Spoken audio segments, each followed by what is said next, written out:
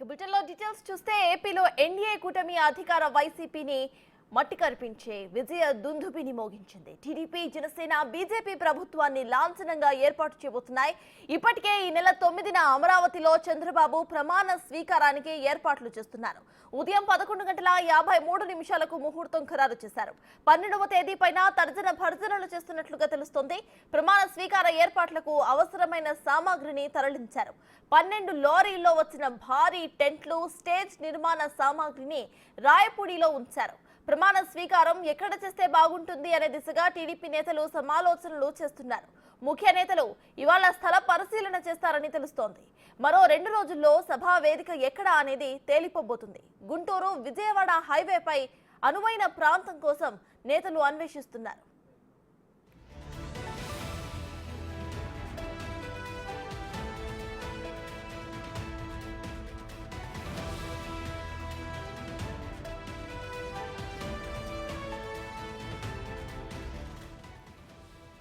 ఎన్నికల ఫలితాల్లో భారీ మెజారిటీ రావడంతో మంగళగిరిలోని జనసేన కార్యాలయంలో చంద్రబాబు, పవన్ కళ్యాణ్ భేటీ అయ్యారు. కౌంటింగ్ తీరు, ప్రభుత్వ ఏర్పాటు, సీఎం ప్రమాణ స్వీకారానికి సంబంధించిన ఏర్పాట్లపై చర్చించారు. ఈ నెల 7న టీడీపీ, బీజేపీ, జనసేన ఎమ్మెల్యేలతో సమావేశం నిర్వహించి ప్రభుత్వ ఏర్పాటుపై క్లారిటీ ఇవ్వబోతున్నట్లుగా తెలుస్తోంది. అదేవిధంగా ఎన్డీఏ సమావేశానికి రావాలని ఢిల్లీ నుంచి పిలుపు వచ్చిన నేపథ్యంలో ఆ విషయంపై ఇరువురు కూడా చర్చించబోతున్నట్లు తెలుస్తోంది. ముఖ్యంగా ఢిల్లీ వెళ్లి వచ్చాక ప్రభుత్వ కూర్పుపై సమావేశమై తుది నిర్ణయం తీసుకునే అవకాశాలు గట్టిగా కనిపిస్తున్నాయి.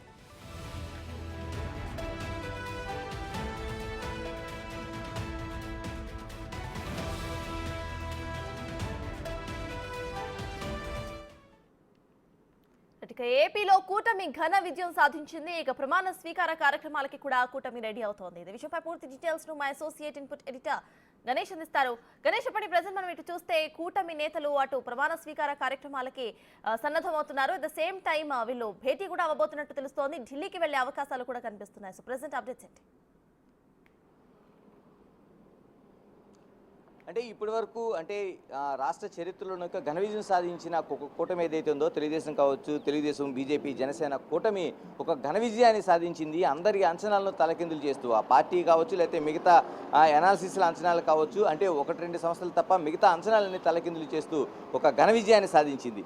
అంటే ఇప్పుడు మిగిలింది ప్రమాణ స్వీకారం మాత్రమే. ఈ ప్రమాణ స్వీకారం ఖచ్చితంగా చేయాల్సిన ఏ తేదీలో చేయాలి, ఏం చేయాలనేది ఇప్పుడు ప్రధానంగా మనకు కనిపిస్తున్న ప్రశ్న. అయితే 9వ తేదీనే నిన్న గెలుపు పూర్తిగా ప్రభుత్వం ఏర్పడిందని తెలిసిన వెంటనే ఫస్ట్ 9వ తేదీన ముహూర్తం అనేది ప్రధానంగా చర్చకు వచ్చింది. ఎందుకంటే 9వ తేదీన ఆదివారం కావడం, మరోవైపు ఆ సమయం కూడా 9వ తేదీన 11:53 ఈ ముహూర్తాన్ని అనేది నిర్ణయించారు. అంటే దీనికి కూడా ఒక ప్రత్యేకత ఉంది.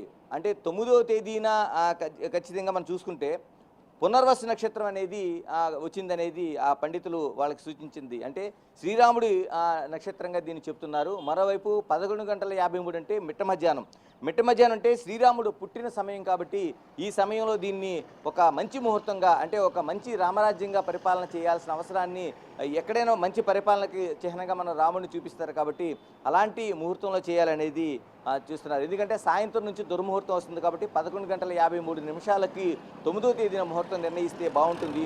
మరోవైపు ఎన్డీఏ పక్షాల్లో ఉన్న అటు పవన్ కళ్యాణ్ కావచ్చు, బీజేపీ కావచ్చు, ఈ ముహూర్తం అనేది సముచితంగా ఉంటుంది, ఒక మంచి ముహూర్తంగా అవుతుంది, ఒక చిరస్థాయిగా నిలిచిపోతుందనే ఒక అంశాలతో దీన్ని చర్చకు జరిపారు.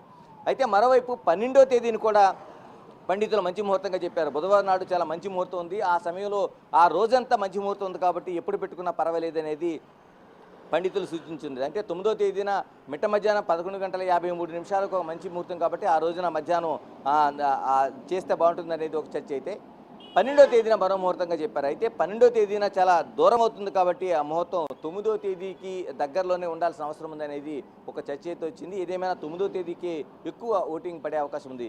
దీనిపై చంద్రబాబు తెలుగుదేశం పార్టీలో అంతర్గతంగా కోర్ కమిటీతో చర్చించి నిర్ణయం తీసుకున్నా, మరోవైపు ఆ భాగస్వామిగా ఉన్న పవన్ కళ్యాణ్తో చర్చించాల్సిన అవసరం ఉంది, బీజేపీతో చర్చించాల్సిన ఉంది. నిన్న సాయంత్రం ఆయన పవన్ కళ్యాణ్తో చర్చ జరిపినప్పుడు సమయంలో కూడా ఇదే విషయాన్ని ఆయన ప్రస్తావించినట్టు మనకు తెలుస్తోంది. మరోవైపు ఎన్డీఏ సమావేశం ఈరోజు ఢిల్లీలో జరుగుతుంది కాబట్టి ఎన్డీఏ కూటమి సమావేశంలో దీనిపైన ప్రత్యేకంగా ప్రధానితో పాటు మిగతా వ్యక్తులతో పాటు రాష్ట్ర అధ్యక్షురాలు పురంధేశ్వరితో కూడా ఈ విషయాన్ని చర్చించే అవకాశం ఉంది. అంటే 9వ తేదీన ఖచ్చితంగా ఇది ఈ ప్రమాణ స్వీకారానికి తేదీని ఖరారు చేసుకునే అవకాశం ఈరోజు మనకి స్పష్టంగా కనిపిస్తుంది. ఈరోజు 11 గంటల తర్వాత 11 గంటలకి ఇక్కడ నుంచి పవన్ కళ్యాణ్, మరోవైపు చంద్రబాబు ఇద్దరు కూడా ఢిల్లీ ప్రయాణం అవుతారు. అక్కడ ఎన్డీఏ భాగస్వామ్య పక్షాలతో ఎన్డీఏ కూటమిలో సమావేశం తర్వాత ఖచ్చితంగా ఆ సమావేశం అనంతరం ఈ ముహూర్తం అంటే ఏదైతే ప్రమాణ స్వీకారం చేయాల్సిన సమయం ఉందో ఈ సమయం కోసం ఖచ్చితంగా వాళ్ళు చర్చ చేస్తారు. ఒక తుది నిర్ణయం తీసుకొని తుది తేదీని తుది సమయాన్ని కూడా తీసుకొని ఇక్కడికి వచ్చే అవకాశం ఉంది. అంటే సాయంత్రానికల్లా ఇక్కడ విజయవాడ మళ్ళీ చేరుకుంటారు కాబట్టి ఈ వచ్చినప్పటికీ ఈ రోజుకి ఖచ్చితంగా ఎప్పుడు ప్రమాణ స్వీకారం చేయబోతున్నారనే క్లారిటీ 100% రాబోతుంది. మరోవైపు స్థల ప్రదేశం అంటే ఎక్కడ ఈ సభలు నిర్వహించాలనేది కూడా ఒక చర్చ జరుగుతుంది. దీనికి ఖచ్చితంగా విజయవాడ గుంటూరు మధ్య చేయాలనేది ఒక చర్చ అయితే ప్రధానంగా వచ్చింది. అది మంగళగిరి కేంద్రంగా ఉంటే బాగుంటుందనేది నిన్న పవన్ కళ్యాణ్తో జరిగిన చర్చల్లో కూడా ఈ అంశం వచ్చిందనేది ప్రధానంగా మనకు తెలుస్తుంది. అంటే గతంలోనూ చిలకలూరిపేటలో ప్రధానమైన సభ పెట్టారు. అంటే ఒక ఆది సభ 3 పక్షాలు కూడా బీజేపీ, తెలుగుదేశం, మరోవైపు జనసేన ఈ 3 పక్షాలు చిలకలూరిపేటగా సెంటిమెంట్గా ఈ సభ నిర్వహించారు. ప్రధాని మోదీ అక్కడ హాజరయ్యారు. చంద్రబాబు, పవన్ కళ్యాణ్ ముగ్గురుతో పాటు ఈ సభ నిర్వహించారు. అంటే ఆ సెంటిమెంట్తో ప్రకారం అక్కడ చేయాలా లేకపోతే కేంద్రంగా రాజధానికి కేంద్రం దగ్గర ఉన్న మంగళగిరిలో దీన్ని చేయాలనేది కూడా ఒక ప్రధాన అంశంగా కనిపిస్తుంది. అంటే ఏదేమైనా మంగళగిరికి అంటే విజయవాడ గుంటూరు రహదారికి పక్క నుండి జాతీయ రహదారి పక్క నుండి ఒక మైదానంలో దీన్ని నిర్వహించాలనేది ఒక ప్రధాన ఆలోచన అయితే, మరోవైపు మంగళగిరికి దగ్గరగా అని ఒక ఆలోచన అయితే చేస్తున్నారు.